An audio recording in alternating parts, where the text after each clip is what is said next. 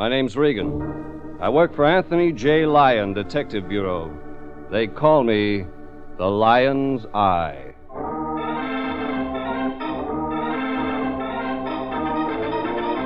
Jeff Regan, Investigator, starring Paul DeBove as Regan with Frank Nelson as Anthony J. Lyon. So stand by for mystery and suspense and adventure in tonight's story titled The Smell of Magnolias.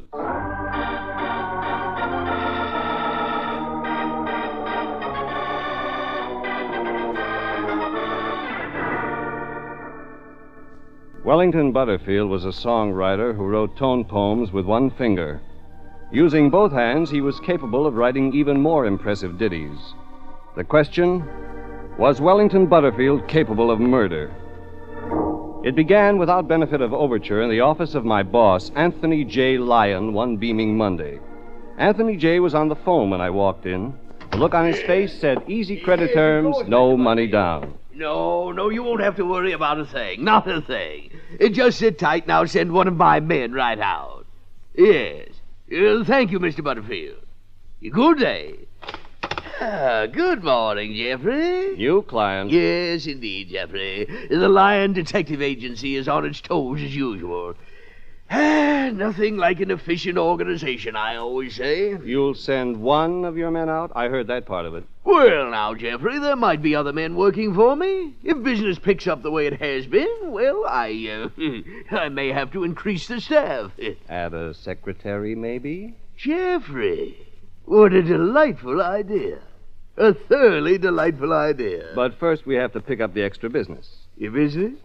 Oh, yes, Mr. Butterfield. I almost forgot. You'd better run right out there, Jeffrey. His office is in the Johnson Building, Hollywood. Yeah, and a secretary. Lyon, did Mr. Butterfield happen to mention why he wanted a private detective? Blonde or brunette? Fatso, cut it out. Huh? Oh, yes, Mr. Butterfield. Oh, yes, he did say something about a small redhead. Problem. Let me see. I've got it. He thinks someone is trying to murder his wife. Jeffrey, what would you say to a cute little redhead?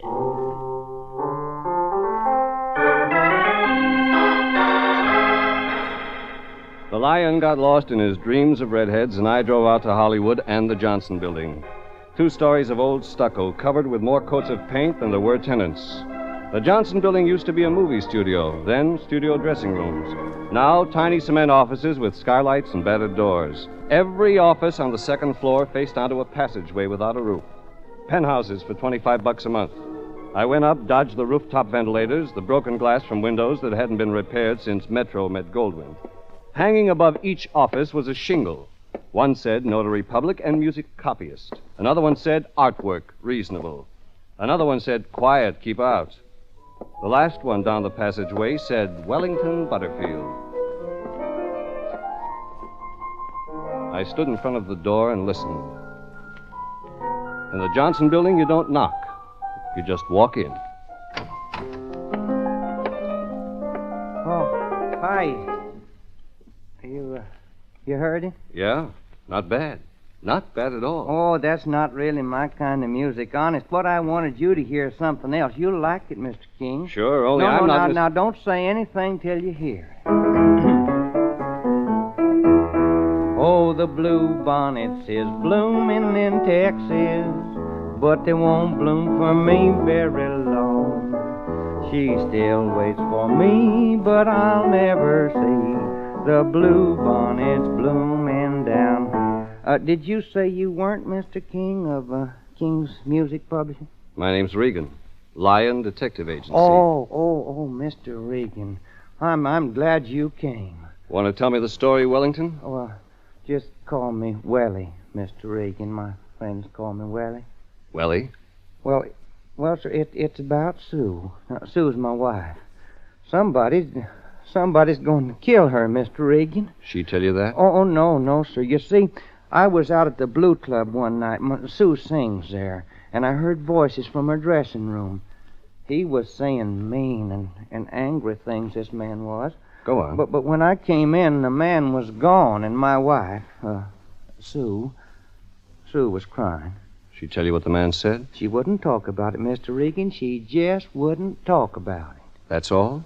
Well, finally she admitted that he wanted to kill her. But she wouldn't say who it was. You just got to help her, Mr. Regan. It's all my fault. If anything happens, it's all my fault. Why? Well, you think I like sitting here day after day writing songs nobody will buy while my wife works 6 nights a week in a nightclub? You think I like that, Mr. Regan? Okay, take it easy, Willie. She needs watching, Mr. Regan. Lots of watching, and you got to do it. Okay, I'll watch her. Oh, don't let her out of your sight. Not for a minute. You love her a lot, don't you, Willie? More than anything in this whole world, Mr. Regan. You don't have any idea who the man was? No, sir, I don't. You sure you're not leaving something out of the story? Mr. Regan, at a time like this? Okay. I'll run out there. Oh, Mr. Regan, there's just one thing. Don't tell Sue that you're a detective. She wouldn't like that. All that fuss, you understand? Sure, I understand. And you may meet the man that leads the orchestra, Mr. Litton. Don't you say a word to him. You don't like Litton? Don't like him?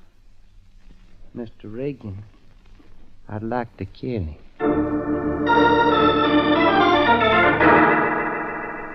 His story was smooth, but mixed up like pancake batter after a bout with the mixmaster. I left Wellington Butterfield hunched over his piano.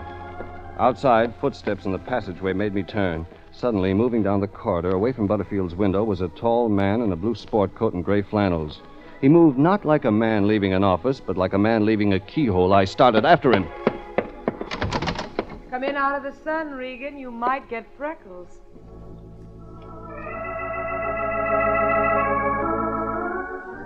Standing in the open doorway on my left, a real blonde, real all the way, either way you started looking. I went in. My name's Lillian. Your name's Regan. You work for the Lion Detective Agency, and Wellie Butterfield just hired you. Have a cigarette? Thanks. Wellie's office is right across the passageway. It's a hot afternoon. He keeps his windows open. I keep my windows open. Anything else? As a matter of fact, there is. I was about to follow a guy when you opened your door. You wouldn't have been trying to stop me from doing that, would you? Drink? You would. Regan, when you follow people, you find out things. When you find out things, people get hurt. I don't like to see people get hurt. Only in your case, it's too late. That it? You called Butterfield Wellie. You're a friend of his? We're practically related. His wife, my husband. Come again? The man you caught spying on Wellington Butterfield was my husband. I forgot to tell you my last name, didn't I? It's Litton. My husband's the orchestra leader at the Blue Club. Change your mind about that drink? Yes. Yes, I changed my mind.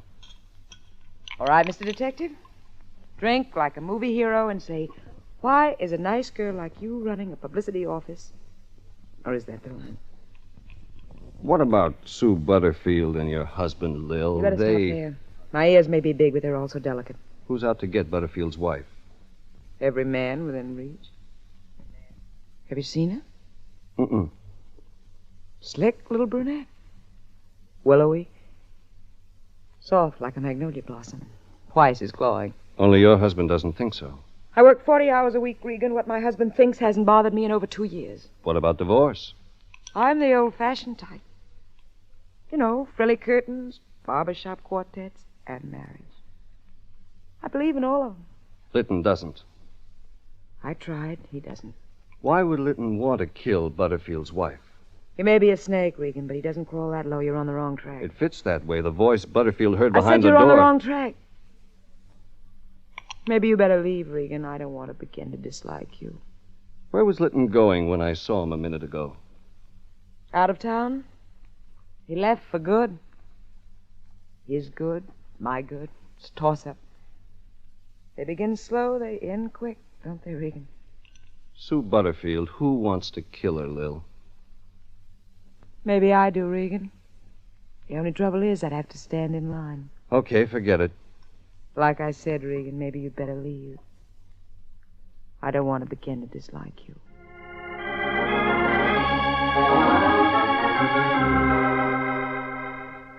If Wellington Butterfield was lying, it didn't check with Lillian Litton.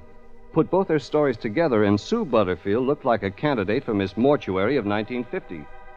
There were still 2 precincts yet to be heard from, Lil's husband and Butterfield's wife. I headed my car for the Blue Club.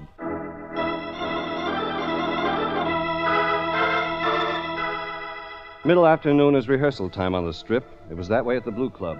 The sign outside said Jimmy Litton and his orchestra, the voice of Sue Butterfield. Inside, the orchestra, without benefit of Litton, was warming up on what passed for a rumba. I wandered around backstage to the dressing rooms, found a door that said Miss Butterfield, and knocked.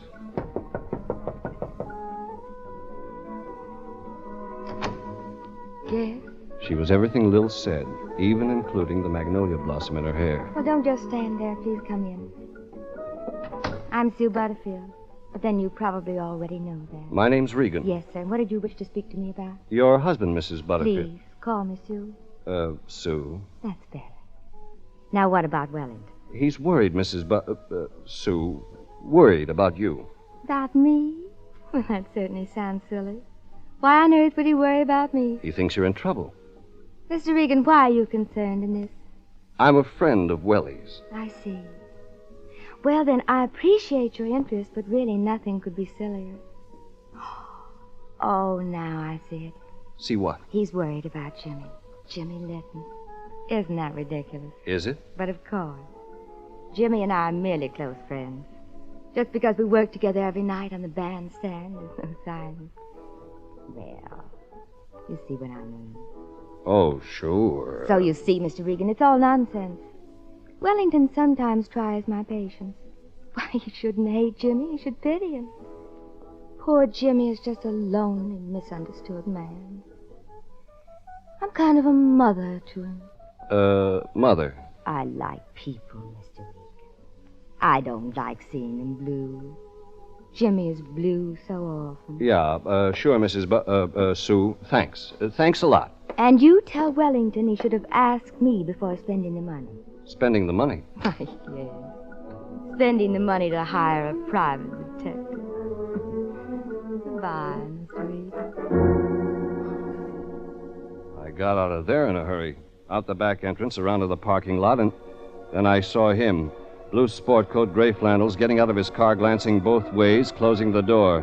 He looked scared, very scared, and his name was Jimmy Litton. Litton? I beg your pardon? You don't remember me? Look, please, I'm in a hurry. I'm late for rehearsal. I'm the guy who was with Wellington Butterfield when you looked in on us. You remember that, don't you? No, please, leave me alone, will you? I haven't done anything. Nobody said you have. I just want to ask you a few questions. Questions? No, not now. Some other time. I really can't stay with... Calm down, Litton. You're getting upset over nothing. Let go of my arm. Now, Litton, it'll go better. I said let go. That's the way you want to play it. Let me alone. Leave me alone. James Litton, dust on his gray flannels, grease on his monogrammed white sport shirt, blood on his cheek, running back inside the Blue Club, trying to restore his ego and the crease in his trousers at the same time. More scared than I thought. I lit a cigarette, headed back to my car, sat there thinking, but not for long. It came from the Blue Club, from backstage near the dressing room. I got to the door marked Sue Butterfield, kicked it open! 2 people in Sue Butterfield's dressing room. Jimmy Litton and Wellington Butterfield. Litton was the one on the floor. Dead. You don't have to look any further, Mr. Regan. I killed him. I took the gun out of the little man's hand and felt sick. Then I got up and locked the door. But why?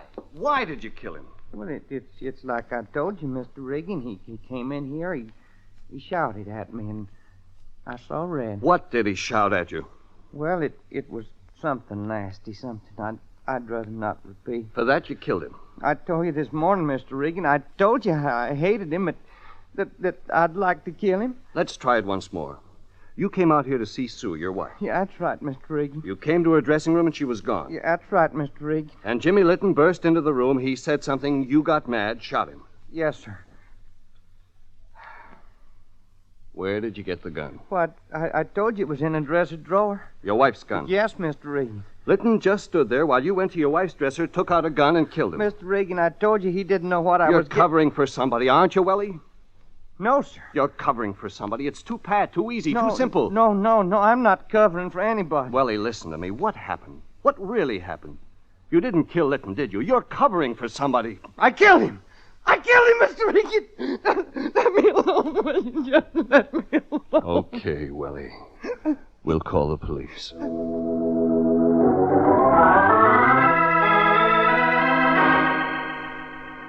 Lieutenant Sanducci came and went and took Wellington Butterfield with him. I waited around for nothing. For a rumba band that quit practicing only long enough for the sound of the police siren to fade like a bad taste in your mouth and then start practicing again. I went to the bar out front and found Sue Butterfield coming in the front door. Still here, Mr. Regan? I thought you might leave with those police gentlemen. I like to ooze out. Then if you'll excuse me, I have to rehearse. You got a minute? Well, I really have. All right, it'll only be a minute, Mr. Regan. You think your husband killed Litton? Well, it's just like I told you, Mr. Regan. Wellington should never have hated Jimmy Litton. He should have felt pity for him. You didn't answer my question. Well, Mr. Regan, you'd hardly expect a wife to think her husband guilty of murder. Where were you? I beg your pardon? When it happened, where were you? Backstage, changing my costume. For rehearsal? Well, after all, Mr. Regan, I had to see if it looked all right for the night. But you didn't use your dressing room. Somebody put my dress in the wrong room. I went there. Alone? Mr. Regan, in the tone of your conversation... Oh, never mind. Forget it. Well, to listen to the way you talk, a person... I said forget it, Mrs. Butterfield. The orchestra's waiting. The slow-eyed brunette drifted down to the bandstand like milk leaves in a southern breeze. And then suddenly I couldn't stand the air around the Blue Club. I drove back to Hollywood.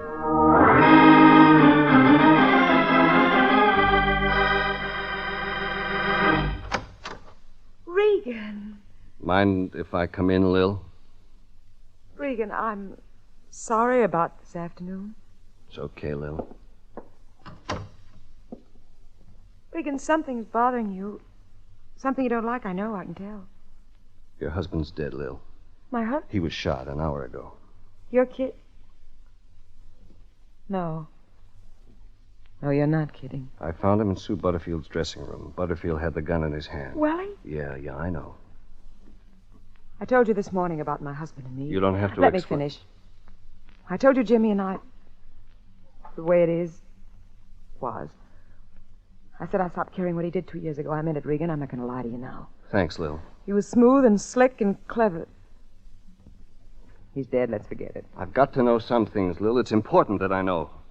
Welly Butterfield wouldn't kill a man, not even my husband. Welly worked over there, right across the way from me. I knew him, Regan. He wouldn't kill a man. I know that. But you just said... Wellington said. Gun in hand, he told me he shot your husband. For 30 minutes, he stuck to it. Isn't there anything you can do, Regan? Anything you... Sure, mix a drink. She mixed a drink, 2 of them.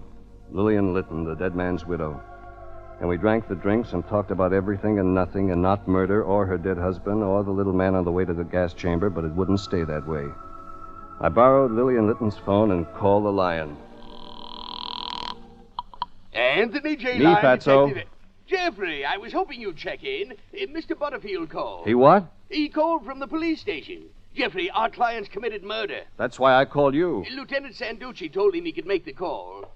Mr. Butterfield just wanted to thank you for everything. Is that all? He told me it wasn't your fault that you tried to help him. He said he was getting ready to sign a confession. He didn't tell you anything else, Fatso? No, he sounded so sad, Jeffrey. Why did he kill the man? Later, Fatso. But I thought it was his wife who was in danger. Lion, that's it. Jeffrey, what's it? Hang Did I up, say Fatso. You're wasting time. The Lion was wasting time, all right. I told Lil I'd see her later and head my car towards City Hall. If I pushed the speed limit, I might get there before Sanducci could have the little man's statement typed up for signature. I got there.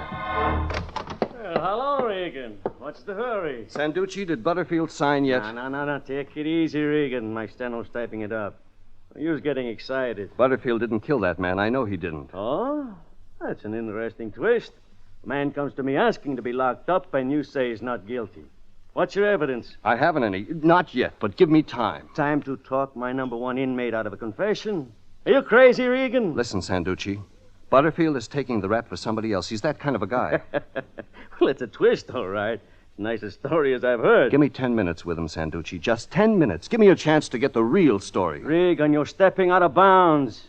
I know you want to protect the client, but messing with an open and shut case, it's something else. Yes? I got that statement ready for the prisoner to sign, Lieutenant. Oh, good. Bring it in, Freely. You heard him, Regan. Sanducci, 10 minutes. That's all I ask. Just 10 minutes. Regan. Thanks. Thanks a lot. Oh, God, they're watching him like that. The turnkey took me to the cell of Wellington Butterfield, and I was on my own. Hello, Mr. Regan. Welly, listen, they've got a statement in there all typed up. Sign it, and you've got a season's pass to the gas chamber. Yes, sir, I know that. Welly, it's your life. You were alone when you shot Litton. I told you that, Mr. Regan. Your wife wasn't in that room with you. Leave Sue out of it. You're forgetting something, aren't you, Welly? Sue was in the room, changing costume when Litton burst in. She told me that, Welly. She did? She said she was behind the screen, putting on the dress she was going to wear for the show. How come you forgot that? Well, it must have just left my mind. Sure it did. Your wife told me something else. Well, I She don't said think nobody threatened her life. Well, Mr. Regan, I know better. I heard... Go on. Mr. Regan, I don't like what you're trying to make me say. Then I'll say it for you. You lied. Lied to me about Sue's life in danger. Sure, you overheard a conversation in her dressing room, but there's nothing wrong with your ears. You knew what they were saying. They? Sue and Jimmy Litton. Sue was asking Litton to kill you. You knew that. That's why you hired me to watch her. You loved her too much to turn her over to the police, so you hired me to protect yourself. But that doesn't mean I didn't kill Litton. Sue will testify she saw me do it. How could she have seen you do it when she was behind the screen dressing? Well, your story's so crossed up, Welly, even you can't make sense out of it. Well, Your wife wanted Jimmy Litton to get rid of you. He backed out. That's why he was so frightened when I saw him. That's why he ran from me outside your office. For once he'd gotten in over his head. Sue is not that mean, Mr. Regan. She just needs to understand. I heard that once before. But even Jimmy Litton couldn't take her any longer. He was leaving her cold. So she shot him, and you're taking the rap. The statement, Regan. It's ready. You said you'd give me 10 minutes. Regan, you're just making it hard on everybody. Theories are very well, but there must be facts. Sanducci, let me read that statement first. Very well, Regan. You read it.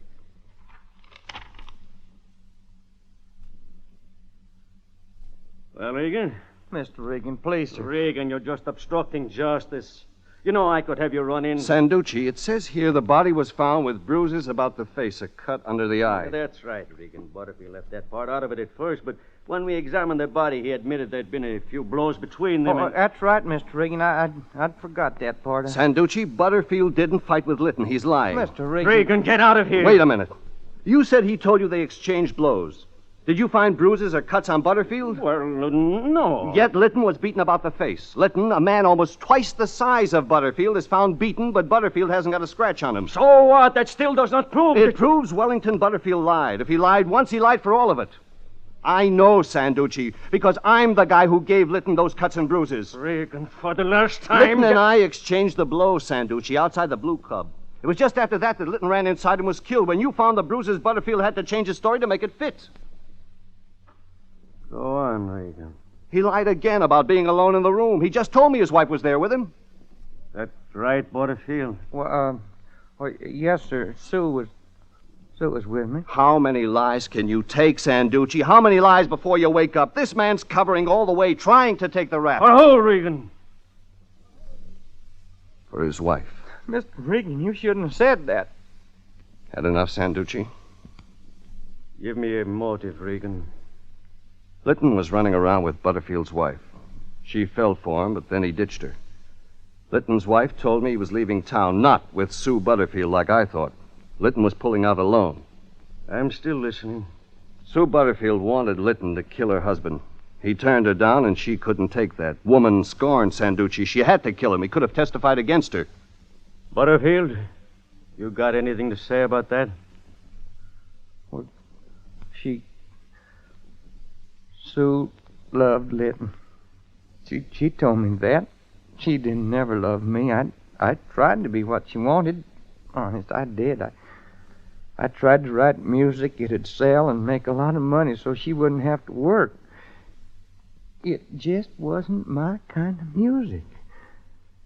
I always feel it was my fault, don't you see? If I'd only have been what she wanted me to be, this wouldn't have happened. Litton came into the dressing room. He was angry. He blamed Sue for bringing the detective, Mr. Regan, into it. They said things to each other. Sue shot him. Then you took the gun and made her leave.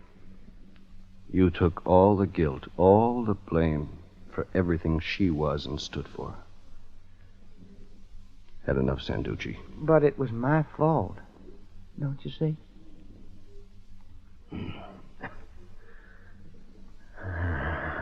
I've had enough, Regan.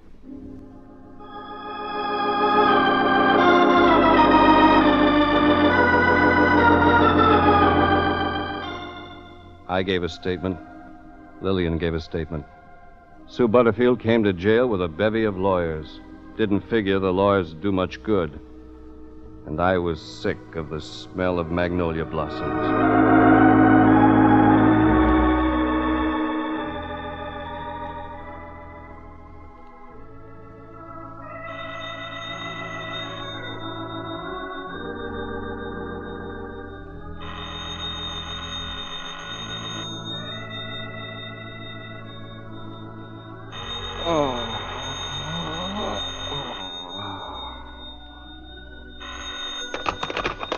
Yes? Regan, where have you been? Resting, Fatso. Resting and relaxing. Are you still working for the Lion Detective Agency, or have you retired from active duty? Now, Lion, the case was only closed a couple of hours ago. Well, the least you could have done is report back to me. After all, I'm interested in the welfare of our clients. Sorry, Fatso. Well, we'll forget it for now.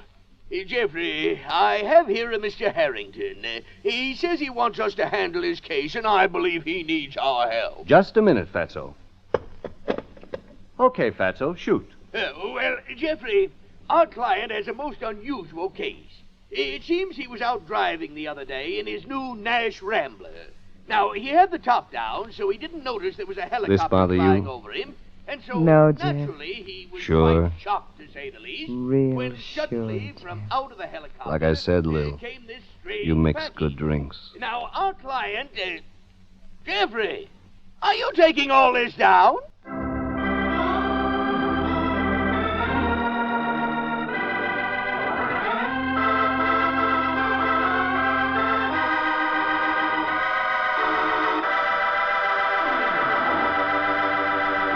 Jeff Regan, Investigator, is written by William Krug and William Fifield, produced and directed by Sterling Tracy, and stars Paul DeBove as Regan with Frank Nelson as Anthony J. Lyon. Original music is by Dick Arant. Jeff Regan, Investigator, is heard each week at the same time over CBS. Bob Stevenson speaking, inviting you to be with us again next Wednesday at 9 for more suspense and mystery and adventure with Jeff Regan, Investigator.